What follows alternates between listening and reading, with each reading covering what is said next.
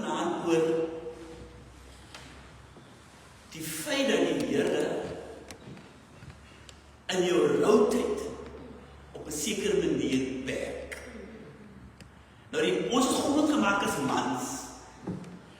Jy moet nie heilig, nee, seuns, jy moet nie heilig. So seuns is 'n man, maar hom nie heilig. So we struggle with morning, maar ons het gesê jy moet vir jou sterk. En dan hou ons so sterk. Dan heilig vir ons sê, I am so emotional.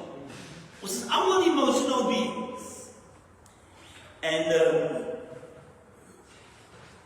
there are many things I can say about morning. But there's one thing I want you to hear tonight.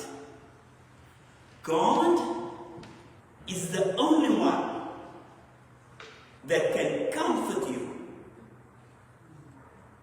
during your morning, that comes alongside you in your morning and raises you up and gives you this wonderful moment of gladness. Die mense kan maar praat en preek en die Here moet by jou kry en in jou rou instap en uit jou rou uit moet hy jou vat en jou help en jou rou verander in blydskap. Nou ek ken baie van u se stories nie, maar ek wil dit ook nie ken nie. In die sin van ek wil nie mense se stories ken, ek wil jou net sien as my broer, my suster.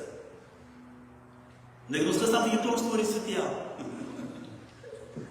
Nou hadden ons dit, goeie skinde materiaal. Nee, is goeie materiaal om na te kyk wanneer jy daar beland, om jouself hier op te lig. And tonight's verses does exactly that. Die van u wat die Bybel al deur gelees het, of die van u wat op pad is om die Bybel deur te lees, of die van u wat al halfpad deur die Bybel is, sal besef as jy die Bybel van voor tot agter deur lees, jy kom op sommige boeke af, dat jy nie 'n cooking clue van wat hulle daar praat nie. Dat is mense dinge is wonderlik, hulle ken alles. En een van die boeke se name is hy boeke met die klomp name van die mense. Ek dink jy, hoe moet die Here allemaal die name hier, wat het die name nou te doen met die storie van die evangelie?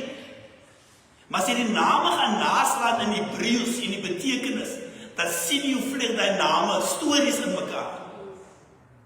En vanaand kyk ons na Jesaja en 'n paar ander verse.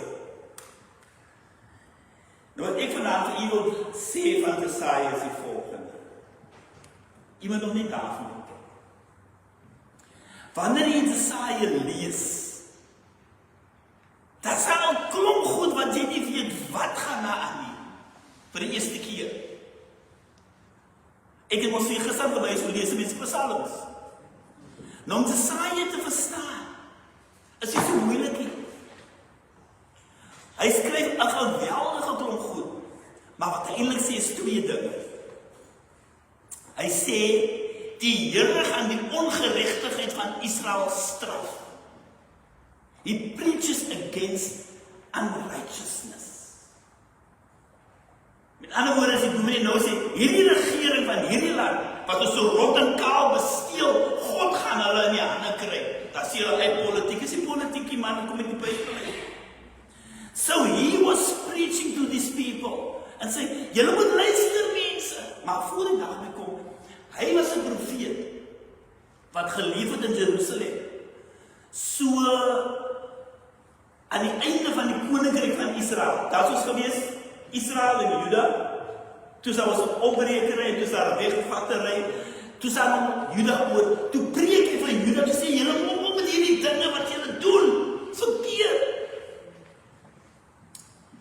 En hy sê vir hulle, die Here gaan 'n vreemde volk vat, om julle weg te stuur as julle nie luister. Maar dieselfde Jesaja sê, hoofstuk 1 sê, daar is ook hoop. Dan die van 39 af tot aan die einde van die boek, is net meestal hoop. Nou is daar op die skerm, as jy sien, ek daar geskryf, sy laaste gedeelte gaan omtrent hoop, en dit is die vervulling van God se beloftes aan die mens, en dat God kom om die nasies te seën. En hulle is nou nie, pas hulle luister nie. Om by te wees, ek gehoor die 2 getuienisse, is by die Here. Ek dink is te Homa nog in 'n raad, ek ken nie van haar, ek weet nie sy bedoel die boxes, that's about it. Ek hoor hier van die 200 was nou sê, sy so happy, want die klomp het LLB of iets gekry, nie? Is Bilo, nou, is het, nou ek het iets gebied, daar is 'n klomp nie, maar ek is toe bly, want sy is opgewonde, maar sy is nie opgewonde, net omdat sy opgewonde is, daar is daar 'n storie agter die storie, wat ek en jy nie ken nie. Now, Isaiah says to them, in the midst of your turmoil, there's hope. Dis op 'n ander teks. Dan sê hy binne die volgende.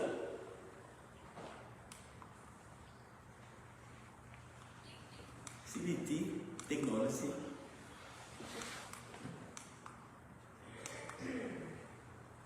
Deel dan voor een terug, man.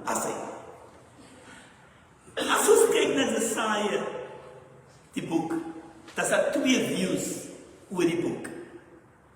Die een view is, hy het dit geskryf, op laat skryf, en profeties gepraat, die toekoms binne. Hy is een view wat mense het. Die ander view is, en daarvoor kan jy bewys in die Bybel, hy het dit opgeskryf, aan sy disippels oorhandig,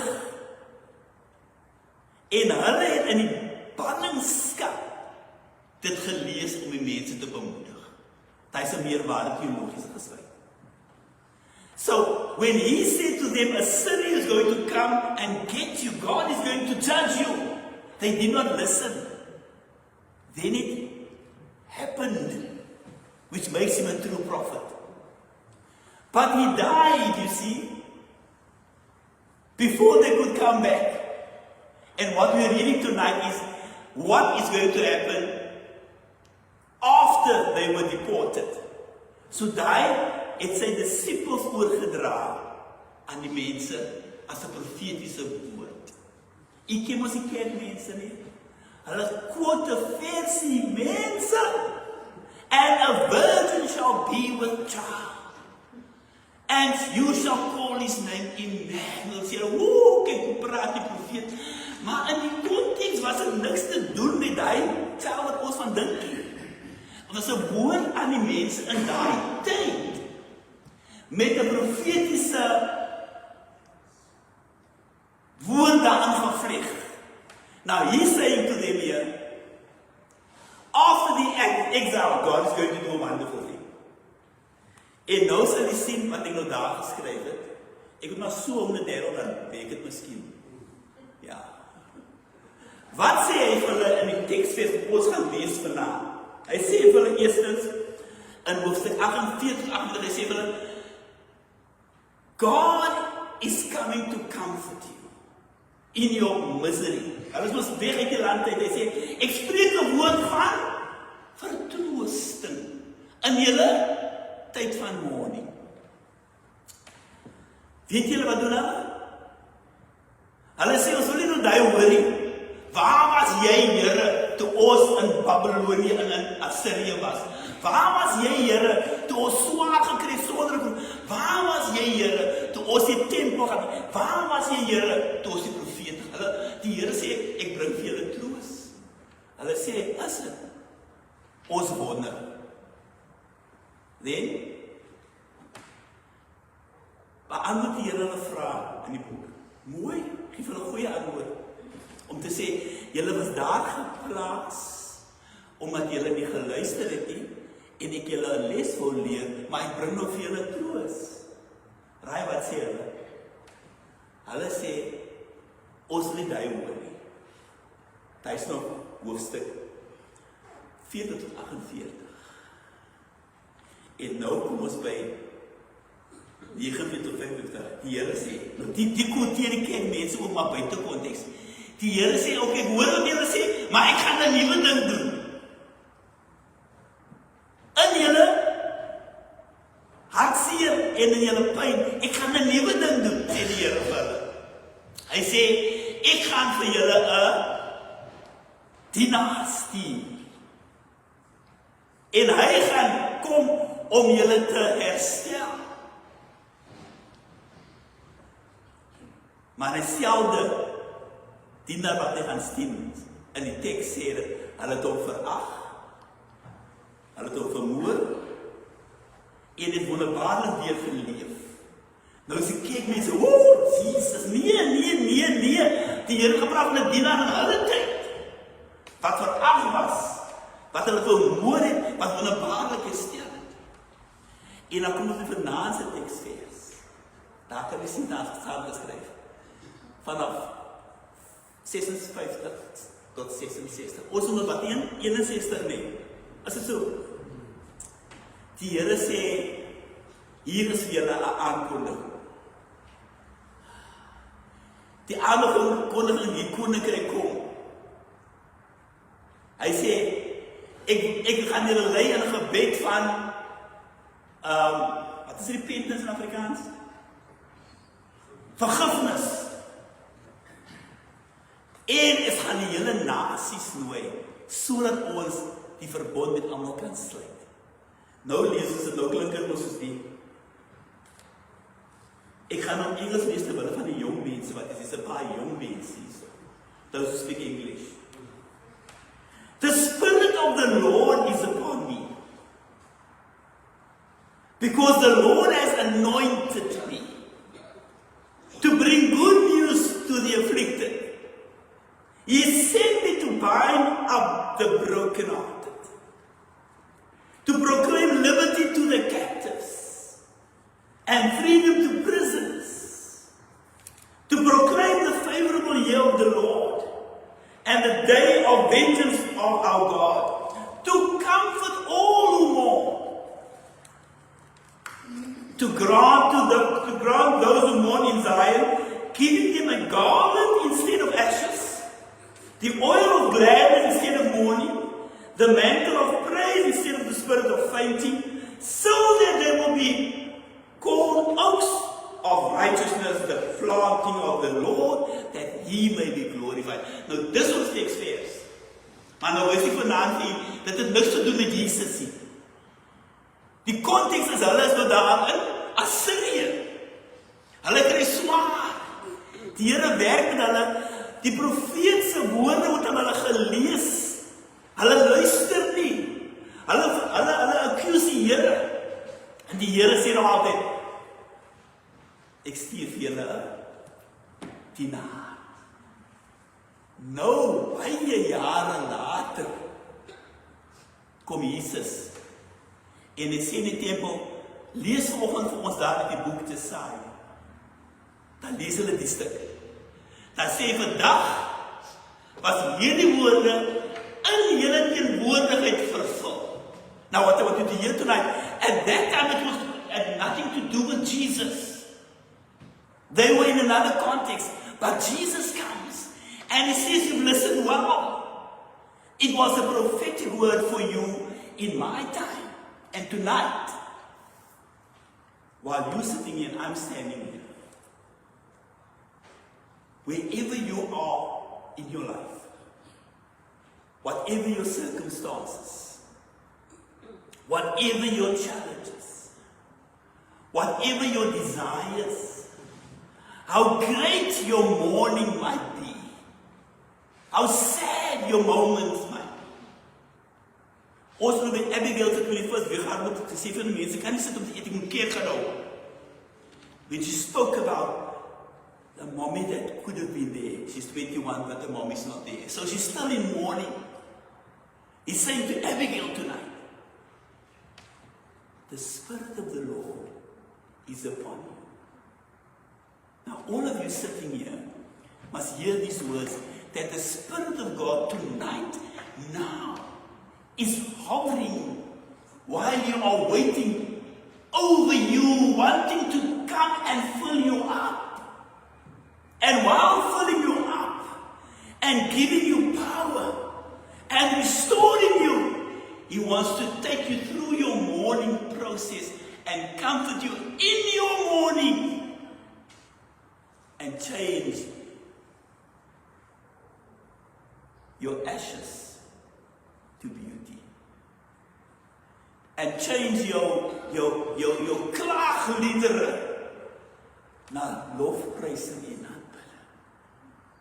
En verander jou pyn en lyding in 'n oorwinning. Prys die Here. Wat jou sal lyk soos 'n superstar, wanneer mense na jou kyk en sê, "How good? Hoe het jy dit gekry? I mean, how did you change your life?" And the Bible says, it's because of the Spirit of God that is reminding us today about that is coming to rest on you, to take you by your hand, to comfort you, to pick you up, to bind up your wounds, to heal you, and to walk with you and give you a garment of praise so that you can become oaks of righteousness. Ek ken mos 'n beskoop toe nie. Hy is al dood. As jy hom nie ken nie, hy is so kort man. Hy is gesê as jy die man is kort, nou beskoop toe so kort. Hy het eendag gesê in 'n moment van geestelike ontsteltenis. You must be careful that we don't start praying that the God who brought down the National Party brings you down. En toe sê die mense, hoor nou weer hierdie bose gees. Nee, dit was reg. Hy het gesê, hy het waarsku vir ons, en vanaand ek vir u en myself sê, God is coming here tonight into this place. Having warned us to say tonight, amidst your problems and your trials, no matter what you feel, I come to comfort you. Jesus het gesê op die berg, nee, toe jy eerste keer preek, blessed are those who. So moenie voel, ek kan nie mourn nie. Jy kan mourn. Ek het die storie vertel, maar vertel het alweer. Oudste broer, enigste broer, want 6 kinders, 5 is meisiekinders. Dis my ma se kind mos man. Ek en hy se kind was al mense het verlang. Het ek julle vertel? As ek kookos maak vir my suster, kry ek chops. Here mos 'n goeie ma daai man. Jesus, that's my mom. But I was taught I cannot mourn because I've got 5 sisters to take care of. So kan nie huil, kan nie niks doen nie. Ek moet dit cover vir die 5. And then they say, to God be the glory in the church, die sisters. En toe kan ek gaan sit agter 'n lekker chunk, want niemand kan my sien nie. Hy uitgehuil aan my mourning, en toe die fees is klaar, toe is ek nou weer sterk. But my heart was broken. And tonight God is reminding me, if you trusted me then like you trust me now, I would have been there in the morning with you. I would have healed your wounds. You need not have suffered that much. And I would have walked with you. En dat Psalm wat die suster gelees het, is so 'n mooi Psalm. Hy sê volgende woorde. In die nag vloei die traan, maar in die oggend is daar vrede. Ek hou van daai vers, wat ons by die mees substantief gemaak het, omdat die mees prakties gemaak het, is die dag toe Ellen Boesak daar by Paulsmond uit die Wennet klim en hy sê, mourning is but for a moment. En ek quote die versie. Hy sê, ek kan in Engels, kan ek in Engels lees? Het klink lekkerder in Engels, man. Die Engelse kinders hier so moet in Engels lees. Psalm 30. Is jy geduldig? As jy sê, ek is nie geduldig. Het klink soos die. For his anger is but for a moment. Die van die ewigheid het op die been gestaan. His favor is for a lifetime. En toe sê hy die woorde, weeping may last for the night. Hallelujah.